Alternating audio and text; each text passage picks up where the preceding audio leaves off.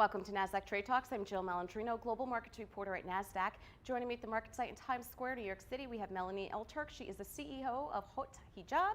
We're going to take a look at women and fundraising as well as entrepreneurship and going from civil rights to fashion. Melanie, it's great to have you with us, and sounds like you have an amazing background. I'm really excited to get to this. But let's kick it off at a higher level on women and entrepreneurship and fundraising and the challenges you face there and what you've learned from it.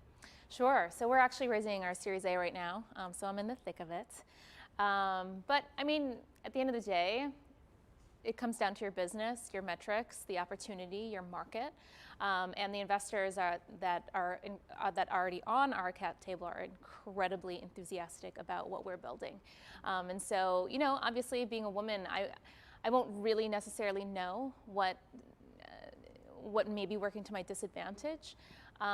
But that said, any investor who comes in, looks at our numbers, looks at this massive opportunity, the fact that there are 1.8 billion Muslims who are being ignored, that there isn't a single global brand that represents this woman is massive. And that opportunity speaks volumes that, you know, beyond myself, beyond our team and what we're doing, it's a huge opportunity. All right. Now, you went from civil rights law to fashion. What was the transition there? What made you want to go into fashion from practicing law? So I actually am not one of those attorneys who you know was so happy to jump out of it. I truly miss my job. But that said, what I was able to take from the work that I was doing is really this social mission driven purpose of elevating and instilling confidence in Muslim women all around the world.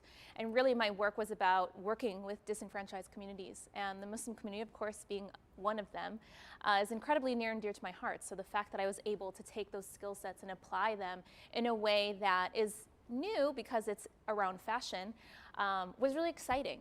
But I will say that if this component, if this purpose-driven mission was not baked into Haute Hijab, I don't think that I would have lasted as long as I have. Yeah, it's really interesting. You don't think about fashion or faith clothing or a movement such as this, and I mean, quite frankly, the material, the clothing is absolutely beautiful. The women are stunning as well. Are you seeing broad support from the Muslim community as well as the fashion community? Yeah, yes, absolutely. So we're the leading U.S. hijab brand. Right now, we're currently only selling hijabs and accessories with the goal of becoming a global lifestyle brand for Muslim women. And our community is just so happy to have a champion and a voice that can speak for them, that understands them, the nuances, how hijab and our faith is so important to us in our expression. So having somebody out there working for them in this way to normalize hijab in the mainstream is incredibly important for our community. All right, now to wrap up here, you think that social media is a big way of building community as well? Oh, absolutely. This is a global community. Only 0.3% of all Muslims in the world live in the US. So if you look at our social, for example, on Instagram, we have around 300,000 followers and only 15% of them live in the US. Oh.